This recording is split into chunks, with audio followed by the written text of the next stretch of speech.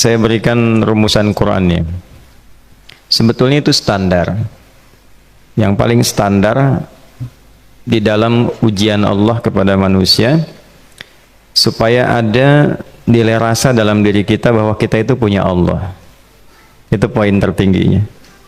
Nah, biasanya pada titik-titik tertentu oleh Allah itu dihilangkan semua potensi-potensi dari makhluk, sehingga kita bisa merasakan kenikmatan langsung untuk berinteraksi dan mendapatkan anugerah dari Allah. Itu titik tertingginya.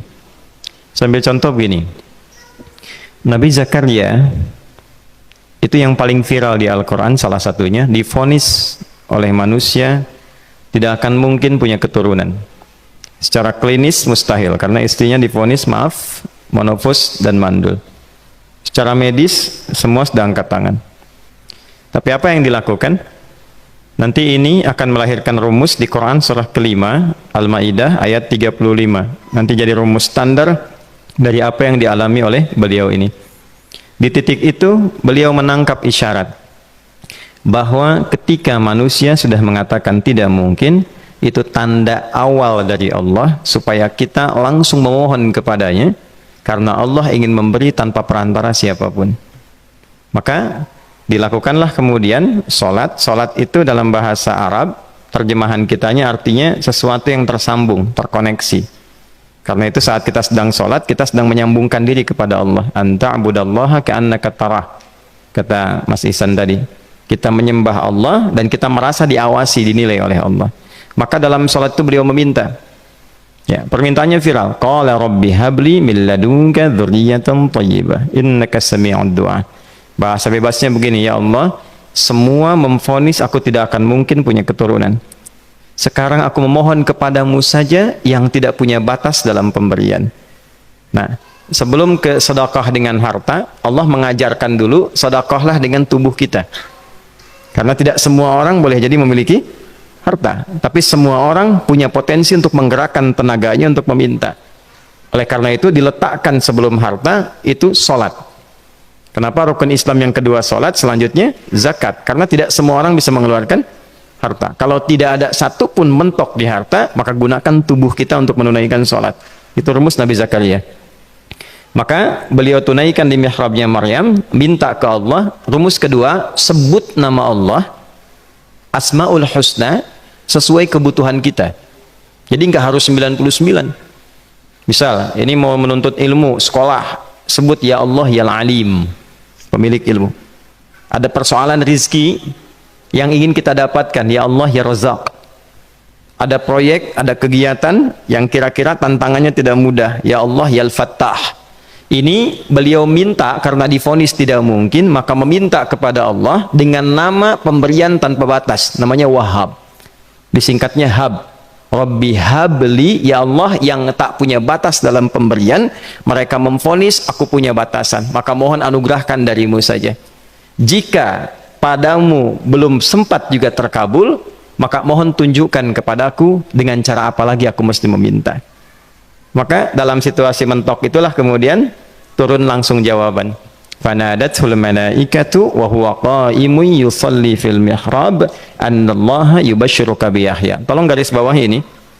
Orang-orang yang langsung memiliki kesadaran saat di titik paling krusial, terendah, dan kita merasa tidak punya apa-apa, lalu ada kesadaran kita punya Allah dan meminta, itu seketika nggak ada sekat, langsung dijawab seketika.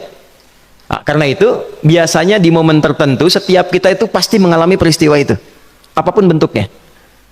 Nah, itu kalau sudah sampai ke situ itu kode. Jadi di Islam tuh nggak ada pesimis, ya, tidak ada pesimis, dan jangan pernah melarutkan diri pada sebuah vonis sudah ini nggak mungkin, nggak akan dikabulkan. Nah, itu jebakan setan. Karena declare pertama iblis ketika melakukan kesalahan itu kalimatnya jelas. Ana khairum minhu khalaqtani min narin wa khalaqtahu ya min tin. Saya lebih hebat, lebih bagus. Allah nggak mungkin, sudah nggak mungkin ada ampunan lagi. Jadi diteruskan kesimpulan ini, karena nggak mungkin katanya diampuni, ya sudah bermaksiat saja. Karena nggak mungkin dikabul, ya sudah pesimis saja. Padahal di titik itu Allah sedang membuka, temukan kata itu, temukan hubungan itu, minta itu tanpa sekat. Maka seketika malaikat turun menyampaikan, doamu dijawab. Itu sedang berdiri, baru selesai doa, belum selesai sholat, belum salam. Turun malaikat mengatakan, Allah kasih kabar, kamu akan punya anak, langsung namanya dari Allah Yahya. Jadi Yahya itu pemberian Allah. Ya, pemberian Allah. Yahya artinya hidup. Yang mustahil menurut manusia, lahir seorang bayi dari rahim perempuan yang divonis menopause dan mandul, kata Allah, jadi dan hidup.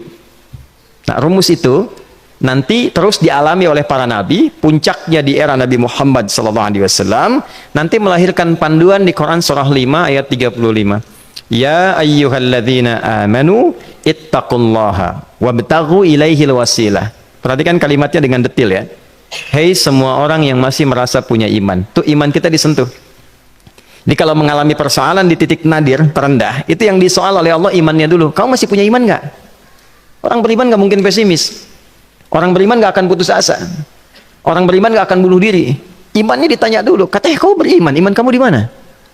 Kalau masih punya iman, kata Allah, ini ujian dari saya supaya kamu nyebut saya. Katanya ingin mendekat, kata Allah kan? Ittaqullah. Nah ini rumusnya. Wabtaghu ilaihil wasilah. Kalau engkau pengen cepat dapat solusi, maka aku berikan perangkat untuk cepat mengabulkan doamu itu. Perangkat itulah disebut dengan takwa. Nah, takwa itu ada urutan 240 kali disebutkan dalam Al-Quran, dibagi pada 3 segmen. Segmen ibadah ritual, segmen ibadah sosial, satu lagi segmen rumah tangga. Ya, karena itu tinggal cari aja di ibadah ritual, misalnya sholat, bangun tahajud malam, minta sama Allah, dekatkan diri kita. Salah satu kasusnya Nabi Zakaria. Ya, itu poin yang pertama. Yang kedua nanti ada maliyah sosial, itu yang tadi dipraktekkan, sedekah dengan harta. Ya, tidak harus banyak, yang penting Allah minta apa, ikhtiarkan, nggak akan dilihat berapapun nilainya. Yang dilihat itu ada nggak kemampuan mengimplementasikan imannya, itu poinnya. Titik itu. Ya, yang ketiga nanti di keluarga. Urutan pertama orang tua. Kata Ibnu Abbas radhiyallahu taala anhuma, tidak ada satupun aku melihat amalan tertinggi yang menarik perhatian Allah untuk memberikan ampunan pada orang taubat atau mengabulkan doa dengan cepat kecuali berbakti pada orang tua. Dan kisahnya viral sekali di Al-Bukhari, 3 orang terjebak dalam gua, kemudian tertutup batu besar karena berteduh hujan, tapi tertutup batu besar. Lalu ketiganya mendorong, tidak pernah bisa mengeluarkan tenaga yang mampu mengeluarkan mereka dari batu itu. Gak bisa gerak. Satu di antara 3 orang ini mengusulkan, sudah, ini tanda dari Allah. Jangan gunakan kekuatan kita lagi, kita diminta menggunakan kekuatan yang Allah berikan. Coba kita cari amalan rumus takwa tadi. Satu di antara 3 itu mengatakan, ya Allah, saya punya seorang ibu. Setiap kali saya berangkat kerja, saya akan selalu siapkan hidangan untuk ibu, khusus untuk susu sebelum tidur, itu saya yang minumkan langsung kepada beliau. Itu berlanjut selama hidup saya seperti yang kau ketahui. Satu kali, saya pulang dari kantor, dari pekerjaan, ibu saya sudah tertidur. Sementara susu belum diminum. Dan kami putuskan tidak ada yang berani menyentuh susu dan minuman makanan kecuali ibu terlebih dahulu. Maka saya putuskan memegang nampan susu di samping ibu yang tertidur dan menunggu beliau bangun. Tiba beliau bangun tengah malam, saya berikan susunya tanpa saya katakan saya telah menunggu cukup lama untuk memberikan susu itu. Ibunya nggak dibangunkan, dibiarkan istirahat dengan nyaman. Begitu bangun, diberikan susu tanpa komen sedikit pun. Nggak bilang, mas betulnya udah lama tadi nungguin deh. Ya, langsung diberikan. Seketika ibu senang istirahat dan lalu mengatakan pria ini, ya Allah, jika engkau ridha dengan amalku ini, maka mohon bebaskan kami dari kungkungan batu ini.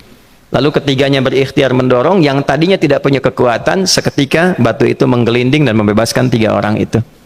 Nah itu persegi dalil yang sebetulnya jadi pedoman hidup. Dalil itu kan pedoman bahasa Arabnya, pedoman berkehidupan. Kita di Islam itu lengkap. Jadi kalau kita mengalami kasus itu dimanapun, ya, baik di kedudukan, di usaha, di pengetahuan, sudah mau ngapalin mentok gitu ya, itu ujian.